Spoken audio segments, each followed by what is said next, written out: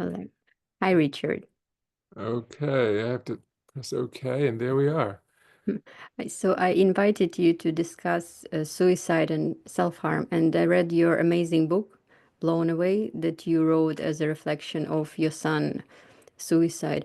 And the amazing thing about this book, it really felt like the only thing worth reading after things that I normally read, those philosophy books and psychoanalysis books, precisely for the reason that there is not that much, not at all actually, psychoanalytic language and philosophical terms. There is a reflection of a process of psychoanalysis, and maybe like word sacrifice is analyzed, but it's like radically opposite to philosophical book and all the concept. And maybe it's like that feels like an act of honesty. Like there is escaping, not escaping, but going away from safety of the sounding smart or understanding something, or um, maybe philosophy, those psychoanalytic terms, philosophical terms. For me, I like perceive them as an escape and not honest, the opposite of honesty, escaping into something. And I know that after that you have books like Embracing Your Void, which is amazing book, but still nonetheless this kind of honesty, exposing yourself when you have nothing to lose. Maybe that's what books in philosophy and psychoanalysis, when we hide behind explanations, behind those terms, um, when it looks like we know something or elaborate on something, and this is the opposite of it. And Hmm. you are writing about not knowing as something important, as this insight of the opposite of knowing. And the book is might be seen as the sacrifice itself, as renouncing knowledge and renouncing your identity, maybe as a philosopher, something like this. So it's about not knowing. uh, Hmm. Yes. Wow. Yeah, that's very true. And I was taken by surprise. Um, I should first say that the book that you're talking about, Blown Away, was originally something I started a year. I started actually just a week or two after his death. But I found I couldn't write anything. It took about a year and a half. He killed himself in 2006, and it took, yeah, at least a year and a half to be able to just, I guess, just calm myself enough to write. But I didn't think I was writing for someone else. I was writing totally for myself. I just wanted and desperately needed to understand, if I could, what had happened to my son and to myself. And um, it went through, um, I spent a whole summer, I remember, it was probably the summer of 2008, sitting on the porch of my home that time. I went immediately back to smoking like crazy. And after having quit for years, and spent the summer just smoking on the front porch and writing this frenzied text. But as I say, it was totally a an effort to kind of get myself sane again, and to have some sort of way of understanding, if I could, what happened. Only only in the last 5 years or so did I have the idea, well, maybe this would actually be helpful for someone else. That was the product of about a dozen major editions. I rewrote the thing completely over and over again. Um, I still have all of the various versions. There's about a dozen of them in my computer, and they're effectively different books. What I ended up with was a very small edit of what I had actually written. I'm So sorry I got rather off on, on that, but I'm trying to fill in a little bit of the background. still, for me, the most precious one is this unknowing. And maybe, we produce the book. That's but my personal maybe problem, that to produce the book, it should be about knowing. But you kind of it, it's a trick rather. The most precious thing is the unknowing here, which might be you manage to produce a book, a form that is just the external form for this unknowing. And all of the what you're describing as the process of psychoanalysis and as your drug drugs experience, it's also about the inability maybe to know, but also like the most important thing, and you mentioned kids and this, you know, that he has concept of the what is it, the capability of The negative negative capability, capability, yes. and Bion is using it as something that is psychoanalysis is kind of embracing the negative knowledge or maybe inability to know, knowing of non-knowing. Mm, But the other important thing that this not knowing is about love is actually mm, there's something how love is opposite to knowledge, and how normally how we frame things, how we just escape from this not knowing that is also death, but love is in a way opposite. So somehow the not knowing and death, which opens up the uh, inability to know something like that, also exposes love in a way. And you also write about the gift of death, strangely, which is love, which has to do with this not knowing. yeah, that's beautifully said, I must say. I mean, in fact, what I feel like what you just said is so full of various insights and implications that it's a little hard for me to even know where to start in responding to it. But you're absolutely right. Um, the it took me many years to sort of own it, as they say these days. You make it mine in a way that I could stand. But but it finally ended up, my son's death finally ended up feeling, even as it was still felt horrible. It just never has been anything but horrible to me. First and foremost, it was just like a part of my body had been lost. But I feel indebted in almost to my son, as if once I was ready for it, and it took years, but once I was ready, I felt like he had given me a kind of a gift. Um, I felt like I felt like I knew things, or I had become sort of, I had experienced things that really left me in some ways a different person. Um, and I can't help but be feeling grateful for that, actually. As I say, it took years and years to get over the sheer pain, um, pain and guilt. Guilt was guilt was oddly enough, I was surprised. Guilt was easier to deal with than the bottom line pain of losing him. Um, but in the end, it taught me this lesson about unknowing, which is I have to feel like it's a kind of it's an infinite lesson. Um, you can never know too much about not knowing. This is a weird paradox, but it really is. I think it's true. We ordinarily we know we'd never think of it um, until some life event, I think, shatters you in a way. And then suddenly you realize that you've always been living without knowing, Mhm. but kidding yourself that you do.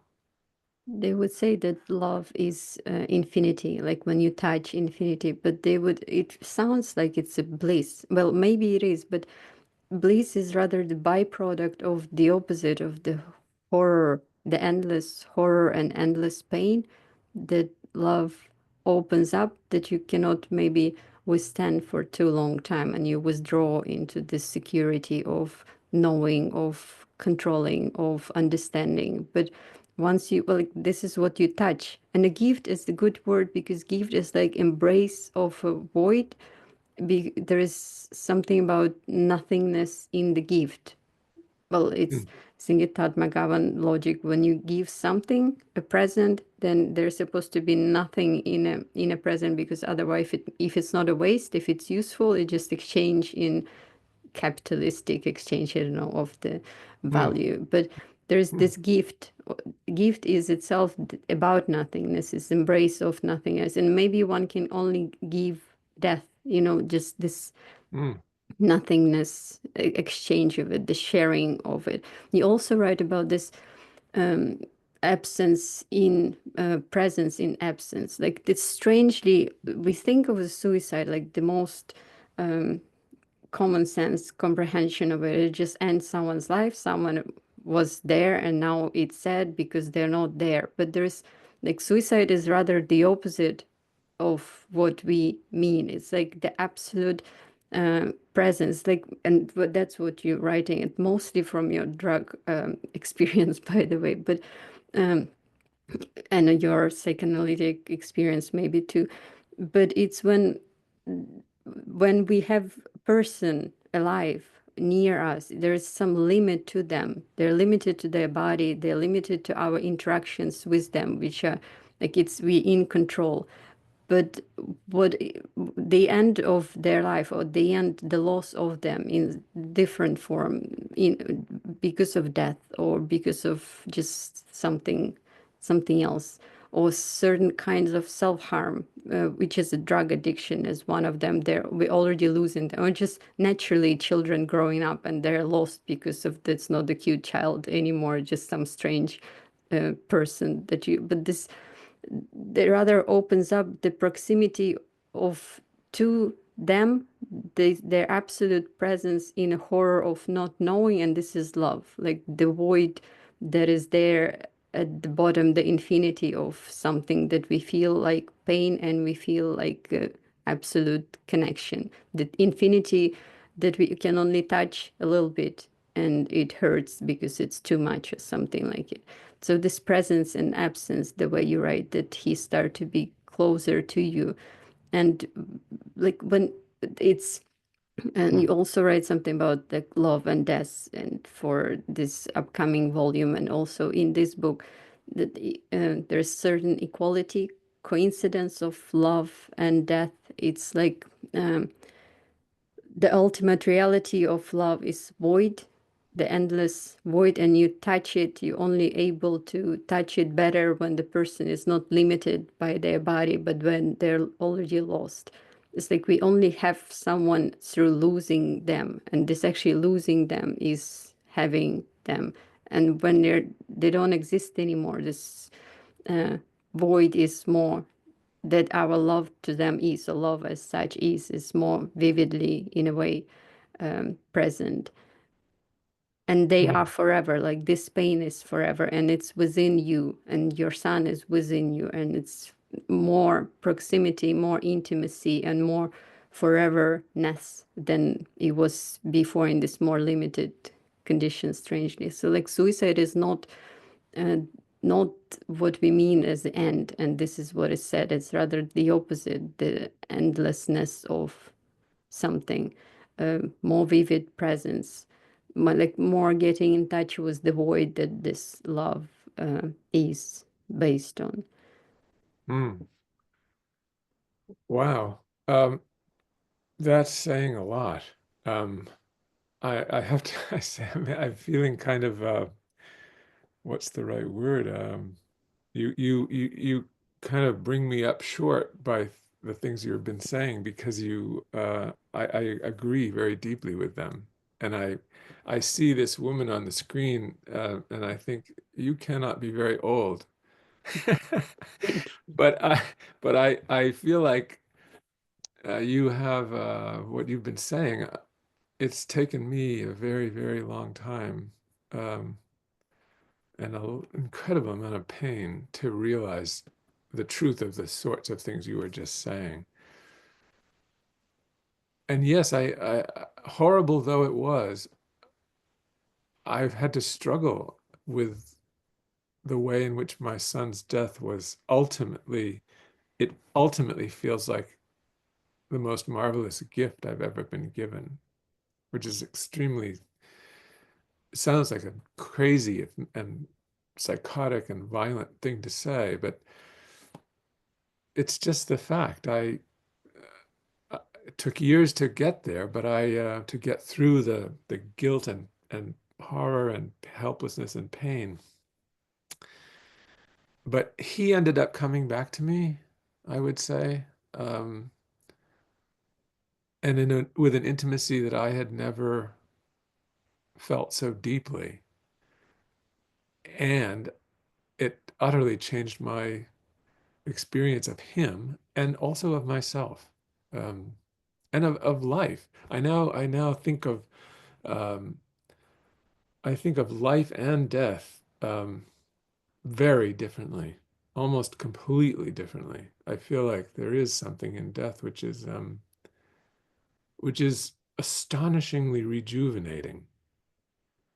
I just had my eldest relative and the last of the my parents' generation in my family, the last of them, my aunt Barbara, died 2 months ago. She was 102, and I was fairly close to her all my life, and partly because I ended up going to college very near where my uncle and aunt lived.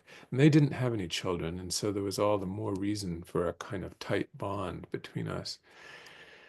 Anyway, I'm already just a few weeks after her death, I am having a similar experience where however much I may have known about her, I feel in death, she is, you might say, reopened somehow to me, as though I think of all the memories of her. I think of times we spent together, and she comes back as I don't know, more valuable, also more mysterious. I realize suddenly now how much I knew about her and how much I didn't. All comes back to me with enormous force. Um, and I now realize, well, this is always, I think, what the death of a loved one does, or at least can do, if you are open to it. I will corrupt you a little bit because I said that you're not you that the great thing is that you're not using philosophical terms in the book, but it makes me think so much of how Heidegger being towards death was wrong because it's about individual death, the individualizing death, and our own death is the ultimate horror. It makes me think to what extent death is defines not Dasein, not individual being, but love. Like it's the quality of love. It's what opens up uh, the dimension of connection with the other, and to what extent we kind of exist within each other. It's not simply you and you individualize your own death because you're the only one who can go through it. It's like doesn't matter at all. It's rather the death of others is Mm, within us, make them part of ourselves, or open up this link between us that we are not separate in a way. It's like expanding you, or rather, um, you kind of death of the loved one opens up that yourself is just illusionary formation, and how they are this expand the void within you. I think you're writing about the opening up a void within you, and this void is actually the space of love and the space of life, you can say, but I don't like word life, but there is something, the sacred space of nothingness, and this expansion of the connections with the others through the void, establishing yourself. Like self doesn't exist even here, it's something else. It's not like it's completely different thing to being towards death, even though it was mm, Heidegger's like the thing that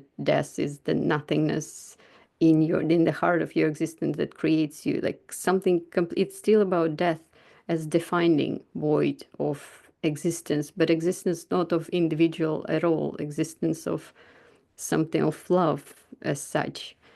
Mm. I actually couldn't agree more. I think that Heidegger, um, I was extremely influenced. I remember reading Being in Time really intensively with the professor in college. In my senior year, I could either write an essay or a big, treatise, a thesis, or I could do a one-on-one tutorial with my main, teacher. And I chose to do the tutorial, and we read Being in Time, and it went off in my mind like a kind of a bomb, I have to say. But I never, even then, I was deeply suspicious of what he called being toward death, for exactly the reason you're talking about. And now, in the wake of the losing my son and the last 20 years of my life, I now feel much more certain that the real issue is not being somehow toward our own death. It is going through the death of others that is massive, at least in my experience, it is massively more um, transformative, more growth producing, more deeply rattling one's soul. Maybe I should add, if one is open to it. Um, Mm, I think a lot of people cannot help but try to close themselves as best they can mm, by the death of a loved one.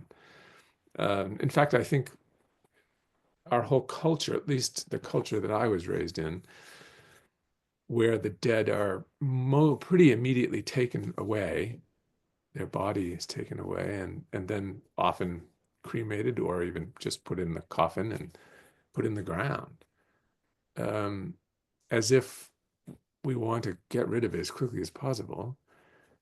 Um, and thereby we, I think, rehearse to ourselves a kind of unwillingness to listen to the dead and abide, to use a Heideggerian term, to abide with them, to sojourn with them and take in what they have to say in death and what they have to give.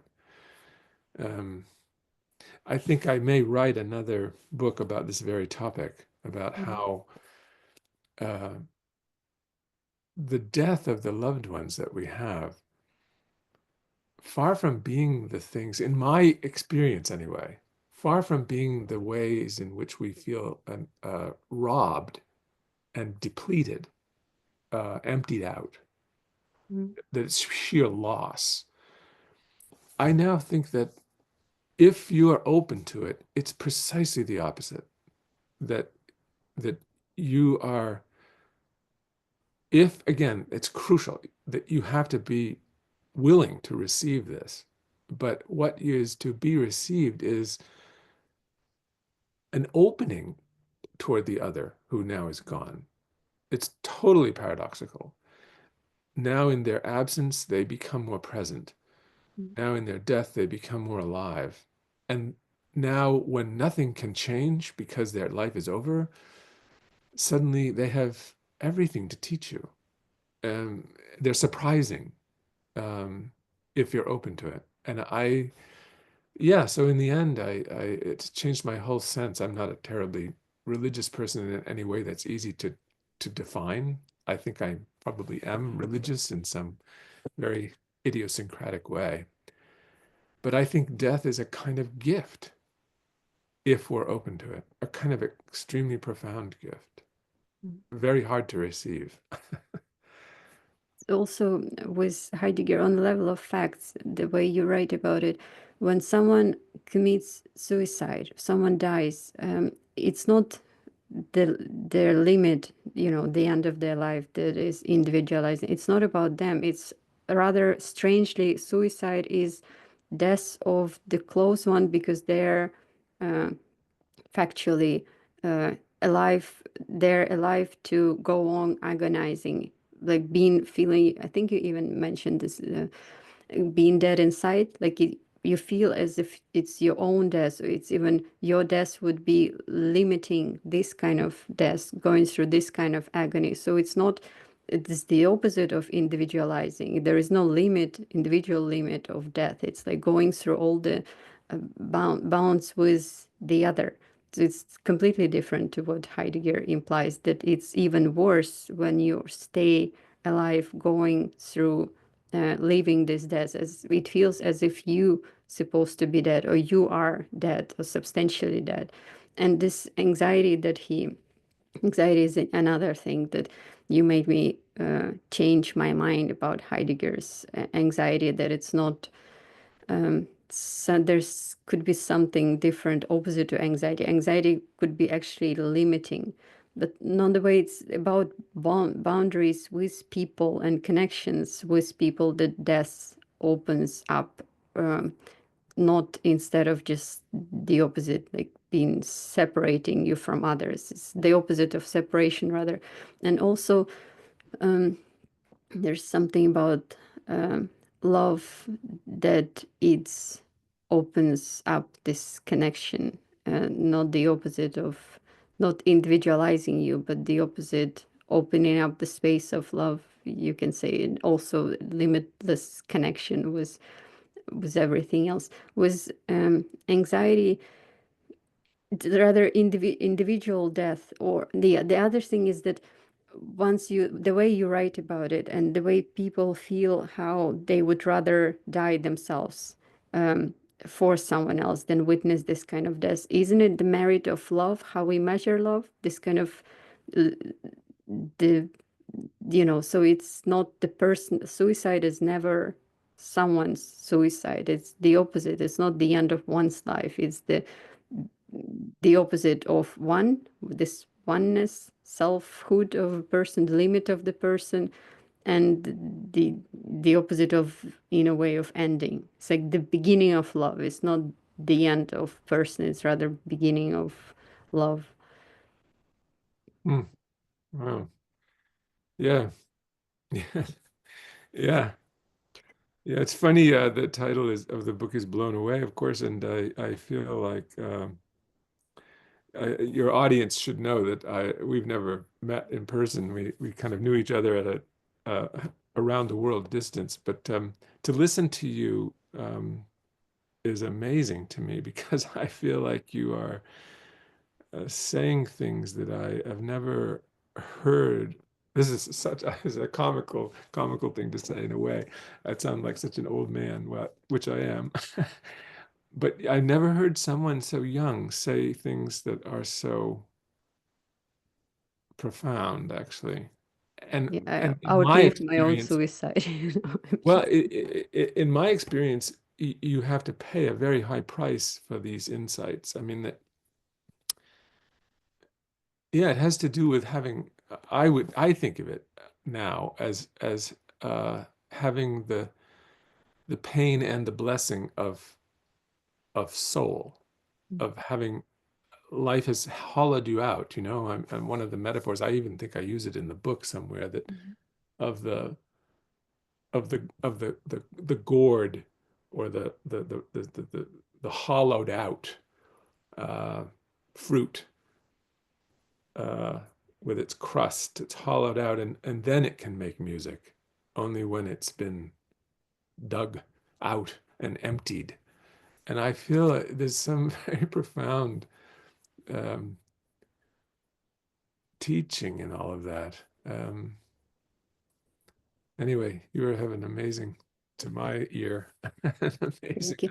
And understanding. the other thing about Heidegger, what I value about him is that he see death as what unfolds in life and structures life. And we can say from this perspective that self-harm, that life is self-harm. It's like in a way approaching death. You dying while you're alive. And you mentioned somewhere this dark, amazing sense of humor when you analyze in funerals.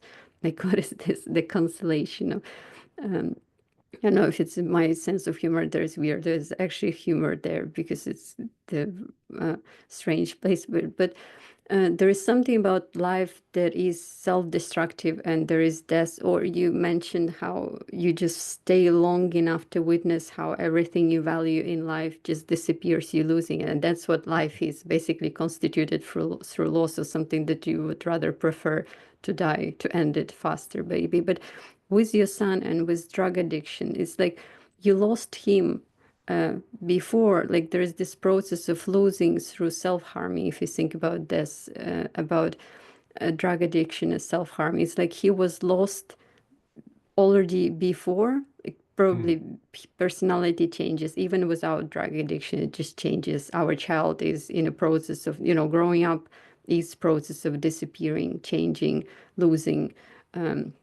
But also, if you want to talk about parenthood as failure, you also mentioned guilt, and you even compare yourself with this ultimate bad mother who drowned her kids, mm, comparing yeah. yourself. But maybe makes me think that maybe this is what parenthood and in general relationship are constantly failing, even if you're doing the best thing like caring. Because you mentioned how you put him in these clinics that he didn't want to, and he lost trust in you. And I do understand him. Like I wouldn't let anyone help me in this way, but at the same time, it is necessary caring, which makes me think how in doing the necessary thing of care, we also destroy, we fail, and through this failure, we feel that the the pain that we cause or our how we contribute to destruction is love. Like strangely, this participation in destroying the other through caring for them, attempt and failing to care, is the only care that we getting. And how the suicide is like opens up the ultimate, or the loss of the other opens up the opposite, the ultimate presence. And um, which as a result, I mean, I agree that your failed father, and but maybe this is what means the ultimate meaning of being father or mother. Strangely, participating in this, trying to care, failing to care, and through this failure, open up the bit too Mm, crazy. mm. Yeah, it's very, I think, again, I very deeply resonate with what you just said. I think there was no question that the years of his addiction, um, which was almost 10 years, he began abusing drugs unknown to my wife uh, for some years. He was very good at hiding it, but he was already um, messing around with drugs when he was 13, and he only lived to be 23. But um, of course, in those years when we knew that he was really having a terrible struggle with drug use, and we, as you say, took really um, very conscious and very heartfelt and urgent steps to try to help him. That that posture, that active attempt to protect and console and help puts you in a position where you're just hoping and hoping and hoping that you can do something useful and growth producing and reassuring and so on and so forth. And in doing all that, you're almost bound to not be able to really allow yourself to experience them fully when they then pass away from you in death, and there's now nothing you can do. Everything changes. Almost, it's violent. Where you were trying to do the right thing investing yourself in all of these schemes that might be helpful to him, all of that is suddenly completely empty and pointless. And that means that, at least in my experience, again, if you're open to it, the one who has died, the loved one who now have lost, comes back with this um, a force, like one of those giant waves at the beach, that every 10 or 12 waves on the right beach, you suddenly get a real big one that just takes you right over and kind of washes you over. And that was what it felt like to me. And it's continued. Even now, I would say I'm just a permanently altered person for the fact of his death. Um, and the most amazing and surprising to me part of that is that what it has done to me after the 10 years of real agony is almost totally enriching. I feel he gave me a kind of a gift that I was utterly surprised by, but it's still giving. I mean, it still has changed my view of everything, very much including myself. It also, your book helps in a way to overcome the stigmatization of those who we call drug addicts and other kind of self-damaging people, because it looks like, from common sense perspective, that people, the successful children result of our parenting, or just successful people, they have the opposite of waste. They have retained something, like whatever, anything. But also, well, I feel that the best one dies. Like, it's the most honest way of, like, the opposite of retaining something. And it's what Oliver actually represents. And there's this, it's a horrible joke, but someone said that, thinking about how many lives alcohol takes away, we never think of how many life alcohol saves. And it's so true. Like, it might be the only way of, for people, for lots of people, it's actually a matter of surviving, alcohol and all the self-destructive things. It's just the way to tolerate, and it's very fitting to Oliver. It's just the way to tolerate life if you're honest enough, in a sense. Like, it's not escape, but rather just the way of existence that would be fitting for him. And the suicide, it's a process of being suicidal, and a way of being self-destructive in a way that is not, like, it's honest, kind of. And your book is suicidal in this way too, because you renounce the, to certain extent, to great extent at least, this knowing and identity as a philosopher. And also, you mentioned smoking and even vodka at some point, and also using drugs yourself, and through this understanding him, like participating in this self-destruction that he represents. And I truly think that the best people are not able to, there is honesty in this inability to persist, that those who are alive, they just lack, they have their denial mechanism to, and also to overcome this stigmatization of drug addicts. You also, we have to stigmatize them so it won't be too tempting to become them. But you mentioned at some point that the reality that drugs might open up. Why is this necessary? The reality that we are in, this reality without drugs, is the actual reality. It might be just reduced enough to be capable, like flat reality, without the too muchness of something that it opens up. And it's, for me, it's also the story with the people who are depressed. Like, we think that the depressive thinking is disturbed. It needs to correction. But for me, it's rather the opposite. Why this depression? When you cannot make sense, when you feel you're losing yourself, you're losing any kind of stability, and depression is also suicidal. It's like less of motivation or something, whatever. Yeah. Why? we need to stigmatize it so we won't be, because it's tempting, I think, if you don't. But it's rather the opposite. That it was this logic that those who are not drug addicts or those who are not depressed can be similarly stigmatized for just holding on to their security, to their secure attachment to reality, not um, not being honest in certain form to and not whose life they pretend that it's not a waste, but it really is. Just being Mm.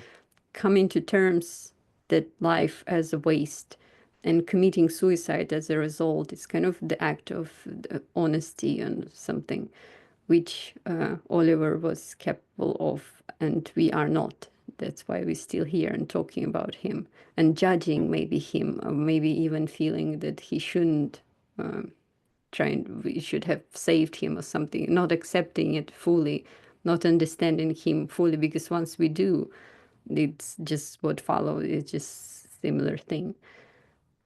Yeah. Well, he certainly, I feel quite confident about this, that though I can't know for sure, of course, but my sense was that the last years of his life were really torture for him, that he felt he could not control his habit. He could not control his craving for drugs.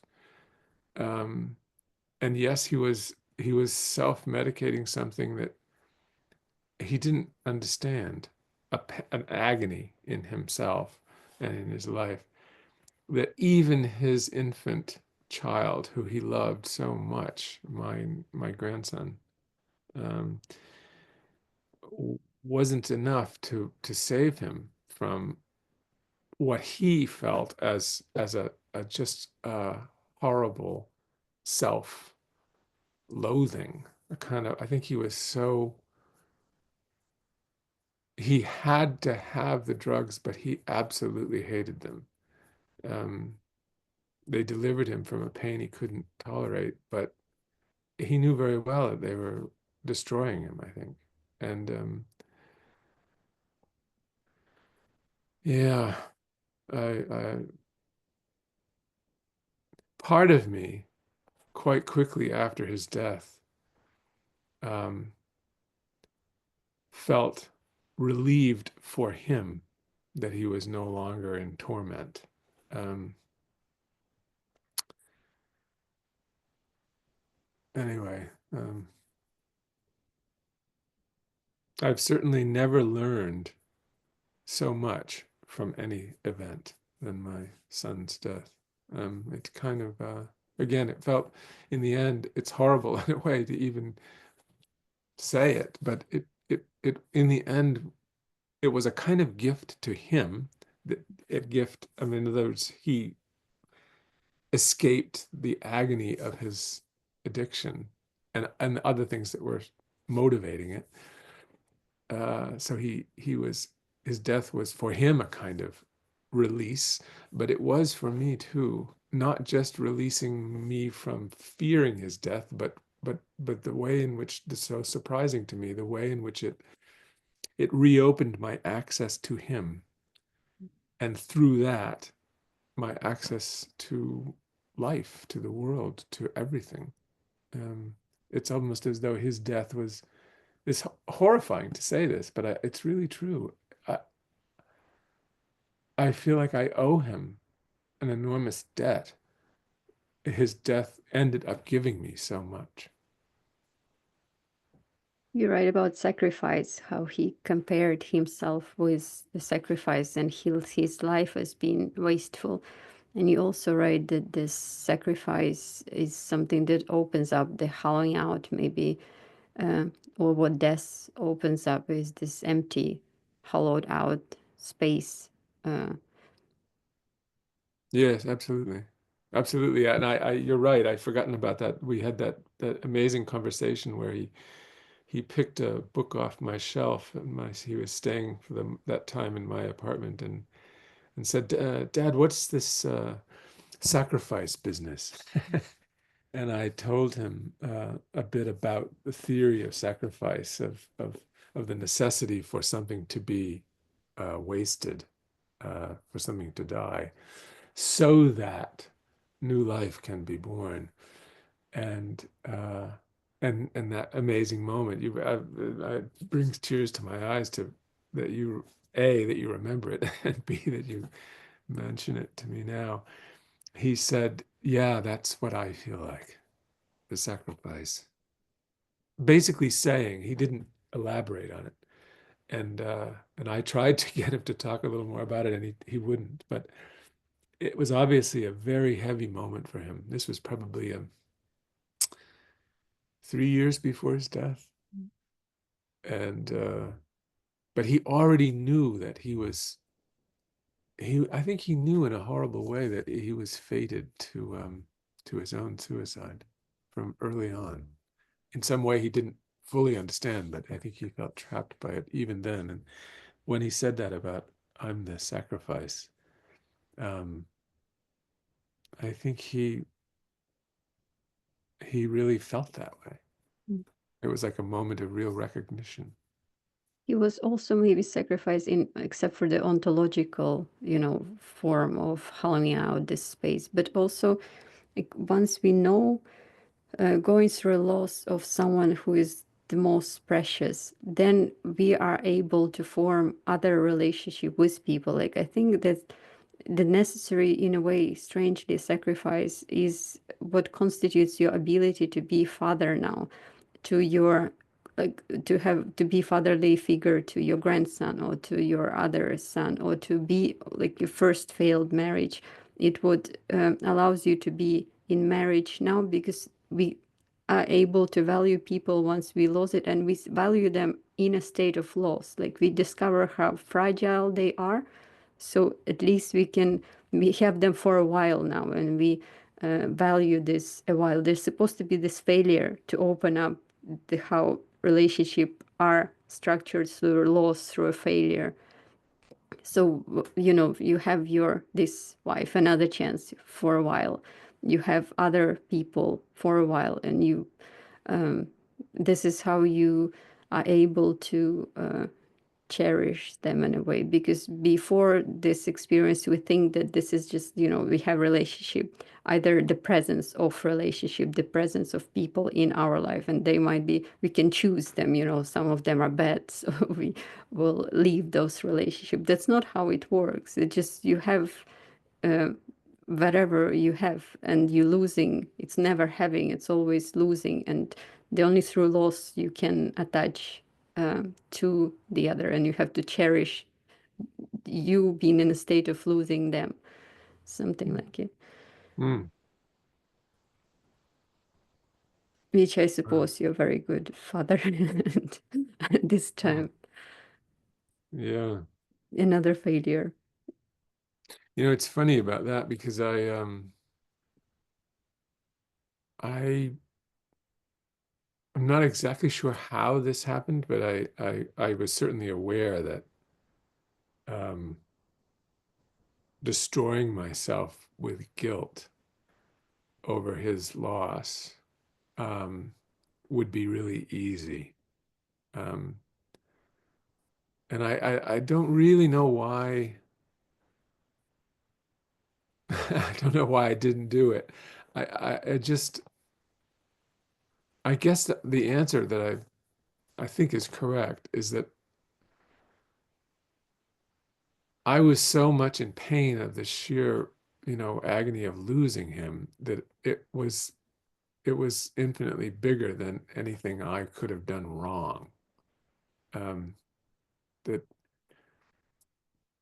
that feeling guilty felt too, almost like too little, too cheap, like a cheaply bought satisfaction, of feeling guilty about it. I couldn't stop thinking about who he was, and what his life meant to me and to himself. I didn't have to work very hard to spare myself from guilt because it seemed like a kind of it seemed little, actually, like a kind of a losing oneself in a guilt would be to miss the larger human being, and to miss what had happened, miss even our whole relationship, our lives together. One of the things that made his death so massively powerful was, of course, that he was my only child, and he was it. And we had been, um, I think, unusually close, as fathers and sons are. Um, as far fathers and sons go, I mean, we really had a very, very deep bond. Um, so losing him was really a kind of complete catastrophe.